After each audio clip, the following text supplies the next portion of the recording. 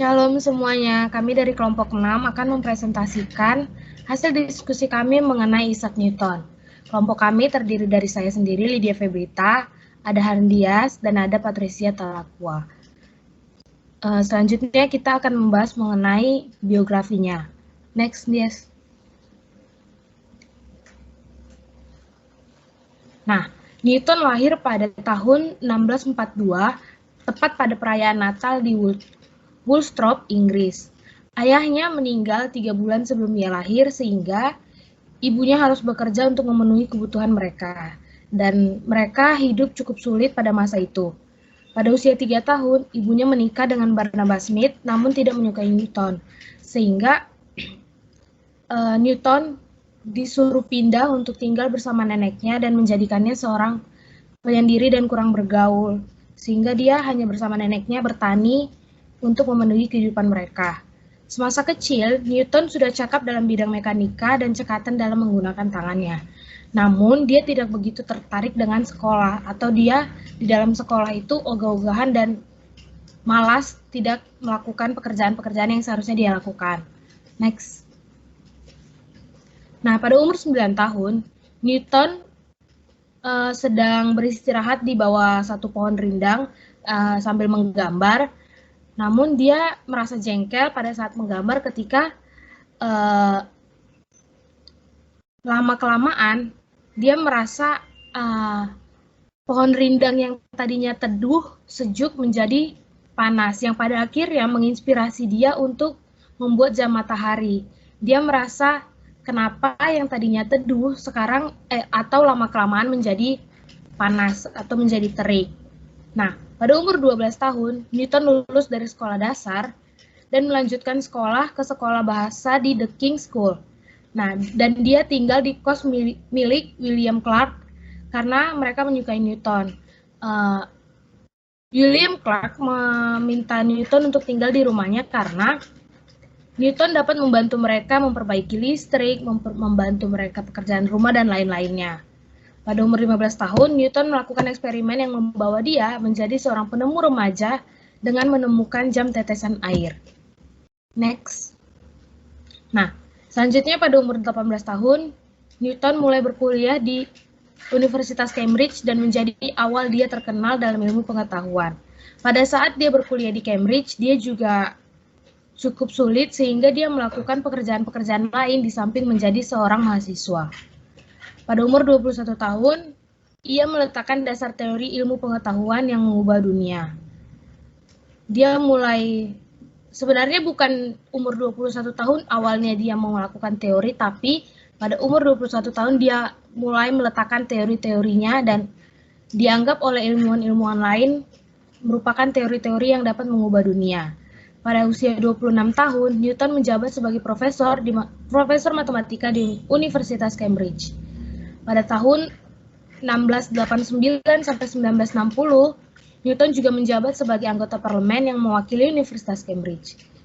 Hingga pada akhirnya, pada tahun 1705, dia dianugerahkan gelar bangsawan oleh Ratu Anne karena prestasinya yang luar biasa dalam ilmu pengetahuan.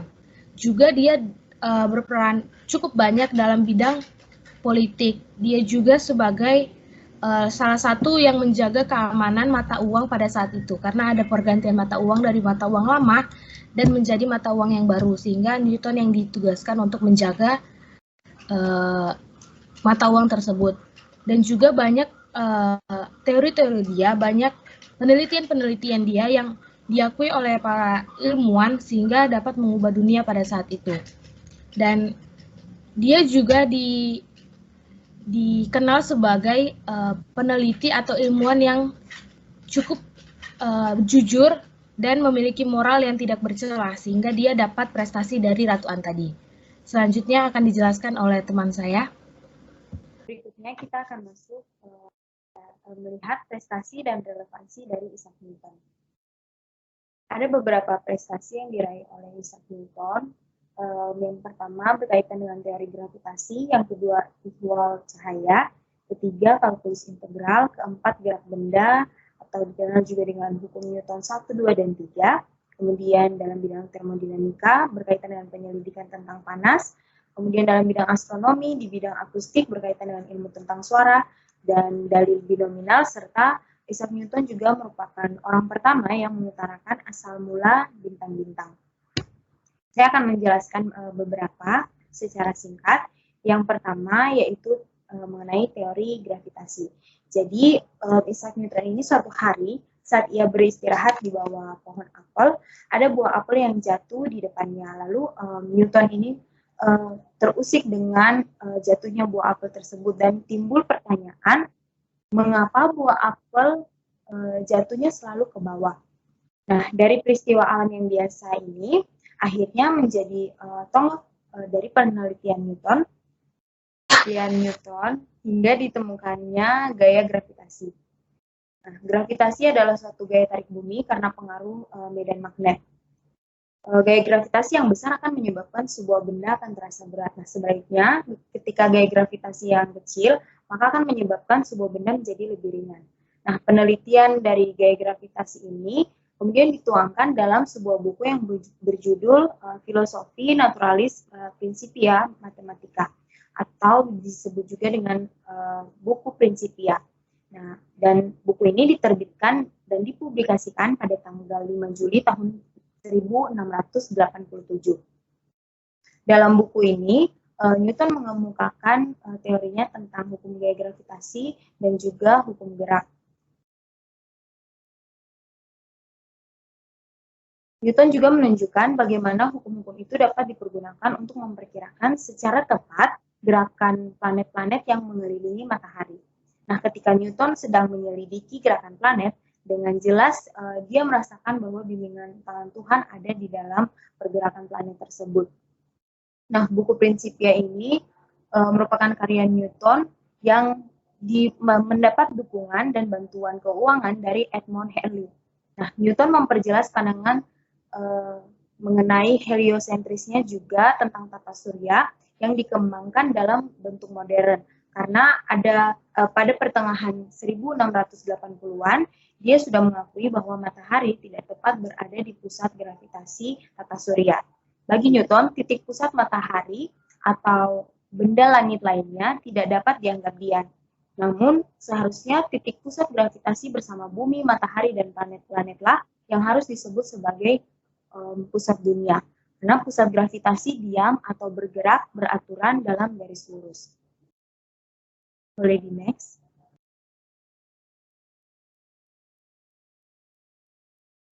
Kemudian penemuan yang berikutnya mengenai ihwal cahaya. Jadi dalam ihwal cahaya ini Newton pertama kali menemukan fakta bahwa cahaya putih merupakan campuran dari semua warna pelangi. Dia juga melakukan analisis lebih dalam lagi terhadap hukum pemantulan dan pembiasan cahaya sehingga dapat menerapkannya dalam beberapa alat optik. Salah satunya yaitu pada teleskop refleksi. Boleh di next. Oke, sekilas info mengenai teleskop refleksi ini. Jadi ada replika teleskop refleksi pertama Newton ini yang dibuat tahun 1668 dan sekarang dimiliki oleh Royal Society of London. Teleskop ini dibuat untuk Museum Sains pada tahun 1924 oleh Mr. F.L. Abate. Nah, ini adalah replika teleskop refleksi pertama yang dibuat oleh Isaac Newton dan diperlihatkan kepada Royal Society di London tahun 1668. Dalam teleskop Newton ini, dia menggunakan cermin cekung untuk mengumpulkan cahaya, bukan lensa sederhana yang menghasilkan warna semu karena penyebaran cahaya. Nah, untuk menggunakan teleskop ini, pengamat melihat melalui lensa okuler di sisi tabung. Nah, jalur cahaya dipantulkan dari cermin primer dan cermin sekunder. Di pintu masuk tabung dekat pada bagian atas teleskop tersebut. Kemudian, teleskop ini difaksimili dan salinan aslinya yang masih ada di Royal Society setelah lebih dari 300 tahun. Boleh di next. Nah, kemudian penemuan Newton yang berikutnya terkait dengan bidang matematika, yaitu kalkulus integral. Penemuan Newton untuk kalkulus integral ini dia temukan di usia 23 atau 24 tahun. Dan hal ini merupakan kontribusi terbesar Newton dalam bidang matematika. Penemuan Newton ini juga berkembang sehingga sampai sekarang dipergunakan di dalam pengoperasian komputer. Boleh di next. Nah, yang berikutnya yaitu terkait dengan penemuannya mengenai gerak benda atau dikenal juga dengan istilah hukum Newton. Nah, penemuan ini berawal dari pemecahan masalah gerak terhadap hukum gerak pertama yang ditemukan oleh Galileo dan mampu menghasilkan 3 hukum Newton terhadap gerak benda yang menjadi konsep dasar dalam ilmu mekanika. Nah, seperti yang kita tahu, ada 3 hukum Newton yang terkenal, dan ketiga hukum Newton ini sangat membantu kita, terutama dalam mengamati fenomena yang terjadi di sekitar kita.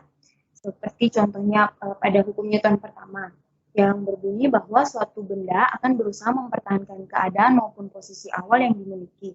Dalam artian bahwa benda yang awalnya diam akan berusaha tetap diam. Dan sebaliknya, jika benda itu awalnya bergerak, maka dia akan berusaha tetap bergerak. Contohnya, pada saat mobil bergerak cepat dan direm secara mendadak, maka penumpang dalam mobil akan terdorong ke depan. Kemudian dari hukum Newton yang kedua, menyatakan bahwa suatu gaya benda akan semakin bertambah ketika diberi dorongan gaya yang searah dengan laju arah gaya benda tersebut. Contohnya yaitu ketika kita memindahkan barang ringan akan terasa lebih cepat dibandingkan memindahkan lemari yang berat meskipun kita menggunakan gaya dorong yang sama. Kemudian dari hukum Newton ketiga, di situ menyatakan bahwa setiap aksi akan dapat menyebabkan aksi atau setiap sebab akan menimbulkan akibat. Contoh yang simpel, misalnya bola basket yang kita pantulkan ke lantai akan memantul kembali kepada kita. Ataupun saat tangan kita memukul meja, maka tangan kita akan merasa sakit karena meja memberikan gaya dorong sebagai reaksi terhadap tangan kita. Nah, selain itu melalui hukum Newton ini ketika digabungkan semuanya, maka akan membentuk suatu kesatuan sistem yang berlaku untuk setiap sistem mekanika atau gerak. Seperti contohnya sistem pendulum hingga gerak-gerak planet dalam orbit yang mengelilingi matahari yang gerak-geriknya dapat diramalkan. Boleh di next.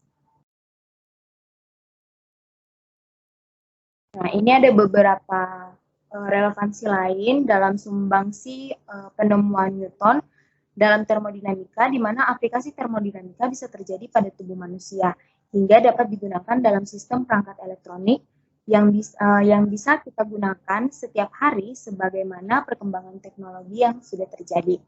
Kemudian dalam bidang astronomi, dia juga bersumbangsi memberikan petunjuk waktu, penanggalan, penanda pergantian musim, dan petunjuk arah dalam berlayar. Selain itu juga dalam bidang akustik, berkaitan dengan suara, kita bisa melihat pada smartphone yang kita gunakan sekarang, terkhususnya aplikasi voice command, kemudian audio dan video, serta memberi warna pada suara kendaraan. Nah, sekarang kita masuk dalam wawasan Kristen Alkitabiahnya. Kalau kita lihat kembali daripada kehidupan Isaac Newton ini, kita lihat latar belakangnya, latar belakang keluarganya, di mana pertama dia ini anak yatim sebelumnya, kemudian keluarganya kurang ideal begitu, karena pada masa kecilnya Isaac Newton ini tidak suka dengan ayah tirinya begitu. Kemudian latar belakang keluarganya juga dilihat dari kondisi perekonomiannya. Isaac Newton ini terlihat kalau tidak cukup perekonomiannya, menengah ke bawah begitu, atau bisa dibilang untuk bersekolah saja masih membutuhkan biaya yang sangat besar, dan Isaac Newton memiliki kekurangan untuk hal itu. Kemudian situasi lingkungan sekolahnya ditutup begitu. Kalau dilihat pada saat zamannya itu, ketika ditemukannya beberapa penemuannya, situasi lingkungannya pada saat itu sangat tidak mendukung. Bersama dengan situasi kita yang sekarang ini. Kalau dulu di Isaac Newton itu, di zaman Isaac Newton, ada situasi endemik pada saat itu. Ada situasi wabah pes di mana pada saat itu wabahnya bersifat endemik. Kalau kita kan pandemi bersifat global yang virus corona sekarang. Di saat zaman Newton itu bersifat endemik di suatu wilayah begitu, di area tempat tinggalnya, di negaranya begitu. Nah, di situ wabah pesnya diharuskan semuanya belajar dari rumah juga begitu. Nah, kemudian dilihat kembali lagi daripada latar belakangnya ini, Isaac Newton ini lahir di abad pertengahan gitu. Di abad pertengahan itu di tahun 1600-an ke 1700-an. Nah, pada abad itu masih ada kepercayaan terhadap hal-hal gaib begitu, yang mempercayai hal gaib, takhayul, sihir begitu, sehingga di zaman itu Newton sedikit berinteraksi dengan hal-hal yang seperti begitu. Walaupun demikian, sampai saat ini Newton masih memegang atau percaya kepada Kristus. Bahkan beberapa penemuannya dalam beberapa buku yang saya baca dikatakan bahwa Isaac Newton ini bahkan sangat percaya kepada Tuhan begitu. Nah, beranjak dari hal itu dalam Kejadian 2 ayat 28 dikatakan bahwa selanjutnya Tuhan Allah membuat taman di Eden di sebelah timur. Disitulah ditempatkan manusia yang dibentuknya. Relevansinya sendiri bahwa walaupun bagaimana keadaannya, latar belakang keluarganya, kondisi perekonomiannya, terlepas daripada itu, Tuhan tidak pernah lepas tangan begitu, karena Tuhan menyediakan yang terbaik. Walaupun situasi lingkungannya, sekolahnya ditutup, walaupun begitu, meskipun demikian, Isaac Newton tetap bisa berkarya begitu. Tuhan memberikan talenta kepada Isaac Newton untuk bisa memberikan sesuatu cara atau perkembangan di daerah tersebut yang bisa berpengaruh bagi banyak orang. Nah, aplikasinya sendiri dilihat daripada kehidupan Isaac Newton, orangnya, kepribadiannya tidak mudah menyerah dalam mempelajari hal baru. Dilihat contohnya di musim yang endemik tadi, wabah pes, harusnya di zaman-zaman tersebut, apalagi di wabah pes, kebanyakan orangnya di rumah begitu, bisa saja tidur. Ditambah lagi si Isaac Newton ini kan penyendiri orangnya akibat daripada latar belakang keluarganya yang sangat ada hancur, bisa dibilang lah sedikit keluarganya ini sangat sangat hancur begitu, karena ayah tirinya dan ibunya itu sangat tidak akur begitu dengan si Isaac Newton. Nah, oleh karena itu dari kecil sampai besar orangnya agak pendiam. Kemudian setiap orang memiliki karunia dan talenta yang berbeda-beda. Dilihat seperti Isaac Newton ini, dilihat dia punya talenta dalam menemukan sesuatu walaupun dia orangnya pendiam. Nah, kita sebagai guru Kristen sekarang ini apa yang harus kita lakukan begitu? Apakah kita terus berdiam tangan? Setiap orang diperlengkapi dengan karunia masing-masing, talenta masing-masing. Kita sebagai guru Kristen yang harus kita lakukan itu misalnya bagaimana kita mengembangkan, bagaimana cara mengajar kita dengan baik begitu, pola-pola pikir kita yang kreatif supaya siswa dapat memahami apa yang kita jelaskan, apa yang mau kita sampaikan begitu. Kemudian kunci kesuksesan adalah keuletan serta kesungguhan dalam belajar. Nah, dilihat dari sini juga dari kisah hidupnya Newton ini, orangnya tidak mudah putus asa, tidak mudah melepas tanggung jawab. Dia juga tidak mudah tidak mudah menyerah begitu, tidak mudah menyerah di satu kesulitan apapun, misalnya dalam wabah pes tadi, dia terus mengasah dan mempelajari hal-hal baru begitu. Nah, jadi demikian yang bisa kami sampaikan. Berikut daftar pustaka kami yang kami gunakan. Kurang lebih, terima kasih. Shalom.